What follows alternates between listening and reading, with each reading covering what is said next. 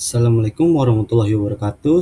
Selamat malam. Perkenalkan, nama saya Muhammad Ranfidianto dengan NIM 4112210059, mahasiswa program studi Teknik Informatika Universitas di Nusantara. Pada kesempatan kali ini saya akan mempresentasikan hasil pengerjaan ujian akhir semester untuk mata kuliah analitik dan visualisasi data. Sebelum masuk ke materi teknis, presentasi ini disusun untuk menjawab capaian pembelajaran lulusan atau CPL dan capaian pembelajaran mata kuliah atau CPMK yang telah ditetapkan. Secara garis besar, CPL yang diuji adalah kemampuan menerapkan analisis data dan machine learning, serta pengembangan solusi komputasi spesial menggunakan Python. Untuk pengujiannya dibagi menjadi dua.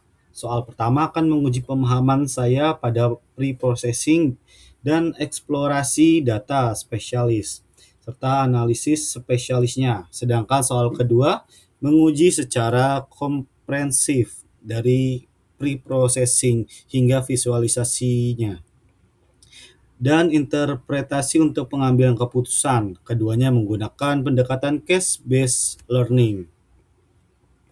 Untuk memecahkan kedua studi kasus tersebut, saya menggunakan satu alur kerja geospasial yang terstruktur. Terdapat 4 tahapan utama yang akan kita bahas kali ini. Pertama, import dan eksplorasi data tabular. Kedua, konversinya menjadi geodata frame. Ketiga, visualisasi peta spasial. Dan yang terpenting, keempat, analisis dan rekomendasi berdasarkan data tersebut. Fokus kita akan terbagi menjadi dua. Soal pertama tentang ketahanan pangan Kabupaten X dan soal kedua tentang pencemaran air di das Sungai Brantas. Dalam implementasinya, saya bertindak sebagai data engineer TechStack atau library Python. Yang saya gunakan meliputi pertama Pandas untuk manipulasi data tabular, kedua Sapeli untuk membentuk objek geometrik vektor seperti titik koordinat atau poin. Ketiga, GeoPandas yang merupakan jantung dari analisis ini untuk mengelola data frame yang memiliki referensi geografis atau CRS. Dan terakhir serta Matplotlib untuk merender peta statis dan visualisasi pendukung. Sebagai catatan teknis, saya menggunakan sistem koordinat EPSG 4326 atau WGS 84 untuk pemetaan titik dan memproyeksikannya ke EPSG 32748 atau 32749, koordinat UTM dalam meter saat butuh hitung jarak. Analisis spesialis ketahanan pangan berbasis produktivitas padi. Kita masuk ke studi kasus pertama, analisis spesialis ketahanan pangan. Pemerintah Kabupaten X ingin mendeteksi kecamatan mana yang ketahanan pangannya rendah. Indikator yang digunakan adalah data produktivitas padi dalam satuan ton per hektar di 5 kecamatan. Lengkap dengan koordinat longitude dan latitude-nya. Tugas saya di sini adalah mengimpor data tersebut, memetakan dan memberikan interpretasi kemana pemerintah harus melakukan intervensi. Tahapan pertama dan kedua adalah data preparation. Di sebelah kiri dapat dilihat potongan kode di mana saya membuat struktur data menggunakan Pandas data frame. Selanjutnya di sebelah kanan saya mengonversi data frame tersebut menjadi geodata frame. Kunci teknis di sini adalah pembentukan geometris menggunakan point, longitude, latitude dari library Sapeli. Jangan sampai terbalik antara X dan Y. Saya juga menetapkan CRS EPSG 4326 agar titik-titik koordinat ini dikenali posisinya di atas permukaan bumi. Saya juga menambahkan fungsi klasifikasi sederhana agar produktivitas di bawah 5,0 ton per hektar dikategorikan rendah atau rawan, 5,0 sampai 6,5 sedang, dan di atas 6,5 masuk kategori tinggi atau aman. Ini adalah hasil visualisasinya. Pada Peta sebaran di sebelah kiri titik mempresentasikan letak kecamatan, warna titik yang semakin merah mempresentasikan produktivitas yang semakin rendah, sedangkan hijau berarti tinggi. Jika kita melihat grafik bar chart di sebelah kanan, terlihat rata-rata kabupaten adalah 6,20 ton per hektar. Kecamatan A memimpin jauh di atas rata-rata, sedangkan Kecamatan D tertinggal drastis di angka 4,2 ton per hektar, bahkan melewati garis putus-putus merah yang merupakan ambang batas kerawanan. Dari visualisasi tadi, ada temuan kuantitatif dan pola spasial menarik yang bisa kita gali. Kecamatan D memiliki produktivitas terendah dengan gap mencapai 46% dibanding kecamatan terbaik, Kecamatan A. Secara spesial, ada indikasi gradient utara ke selatan. Semakin ke utara, produktivitas cenderung membaik. Yang paling perlu diwaspadai adalah terbentuknya cold spot atau klaster rawan di bagian selatan, di mana Kecamatan C dan Kecamatan D yang nilai terendah posisi saling bertetangga dengan jarak hanya sekitar 7 km.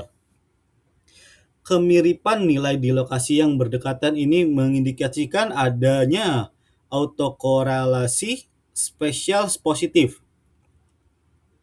Artinya, masalah pertanian di sana kemungkinan besar bersifat kewilayahan, bukan sekedar kasus tunggal di satu desa.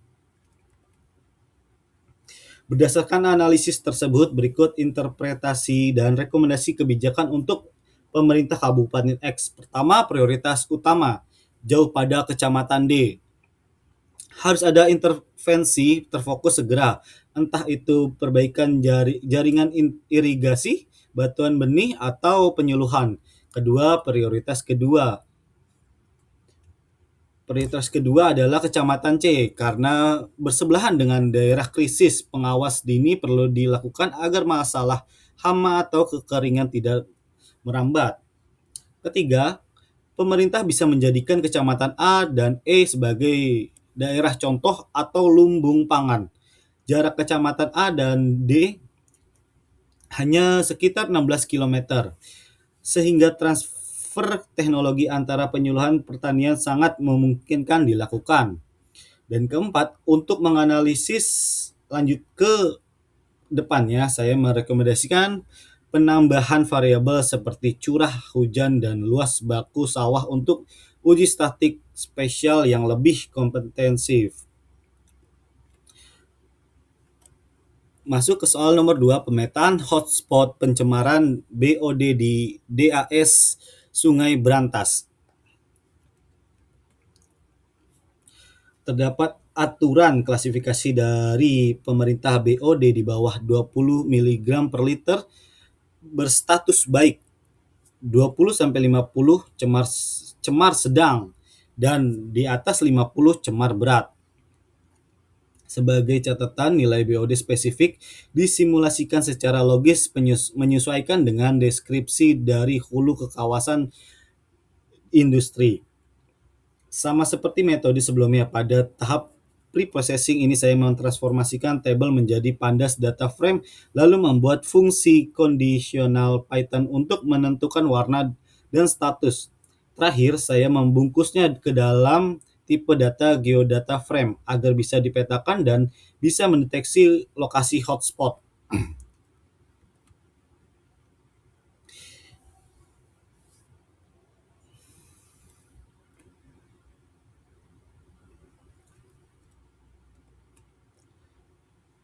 Ini hasil mappingnya. Pada peta di sisi kiri, alur biru mensimulasikan aliran sungai dari selatan, atas atau hulu, ke utara, bawah atau hilir. Ukuran bubble atau titik mempresentasikan besarnya kadar BOD. Semakin besar lingkarannya, semakin tercemar air. Warna merah tebal menunjukkan status cemar berat. Di sisi kanan atas terdapat profil longitudinal pencemaran. Di sini letak kuncinya. Grafik tidak sekedar naik secara perlahan, melainkan berfluktuasi tajam. Mari kita bedah pola fluktuasi tersebut yang saya sebut sebagai pola gigi gergaji. Pergerakan dari stasiun hulu S01 ke arah pertanian S02 menunjukkan kenaikan BOD yang landai, yaitu plus 16,5 mg per liter. Ini wajar untuk pencemaran non-point secure seperti limpasan pupuk. Namun perhatikan, saat memasuki S03, kawasan industri B, terjadi lonjakan drastis sebesar plus 40 mg per liter. Air sungai sempat memulih diri. Turun di SO04, tapi kembali meledak naik plus 33,5 mg per liter ketika melewati S05, kawasan industri D. Pola lonjakan instan di titik-titik tertentu, step change, ini adalah bukti spesial yang kuat bahwa sumber pencemaran utama adalah point source, berasal dari pipa pembuangan atau outfall kawasan industri, bukan murni dari limbah domestik. Wilayah prioritas penegakan hukum lingkungan. Mari rekomendasikan penegakan hukum lingkungan yang saya ajukan berbasis data ini adalah prioritas penindakan 1. Stasiun S05 atau industri D ini adalah titik dengan BOD absolut tertinggi 78,5 mg per liter tepat sebelum mengalir ke permukaan padat Surabaya. Tindakan yang diperlukan adalah inspeksi mendadak IPAL industri, pemberian sanksi administratif hingga pembekuan izin jika terbukti melanggar. Prioritas penindakan kedua yaitu status stasiun S03 industri B yang menjadi pemicu lonjakan ekstrim pertama di bagian tengah sungai. Sementara untuk stasiun S04 permukiman C, rekomendasinya bukanlah sanksi pidana, melainkan intervensi infrastruktur sanitasi oleh pemerintah. Ke depan, DLH direkomendasikan untuk memasang sensor pemantauan real-time otomatis seperti OnLimo di sekitar segmen industri tersebut. Sebagai kesimpulannya, untuk kasus ketahanan pangan kita telah berhasil menemukan klaster rawan sebagai Tenggara, khususnya Kecamatan D yang mendesak untuk diintervensi. Untuk kawasan lingkungan S05 atau industri D terbukti menjadi hotspot pencemaran terparah, dan bukti pola spesial gigi gergaji memvalidasi perlunya inspeksi ketat terhadap IPAL industri. Secara metodologis, proses konversi data menjadi geodata frame dengan Python membuktikan bahwa menjadi data sadar lokasi sangatlah penting. Klaster penyakit, gradient petani, atau hotspot pencemaran lingkungan seringkali tidak bisa kita lihat hanya dengan menatap table Excel, namun akan langsung menceritakan masalah sebenarnya ketika divisualisasikan dalam bentuk peta. Demikian presentasi ujian akhir semester saya. Terima kasih atas waktu dan perhatiannya. Kurang lebih mohon maaf. Wassalamualaikum warahmatullahi wabarakatuh.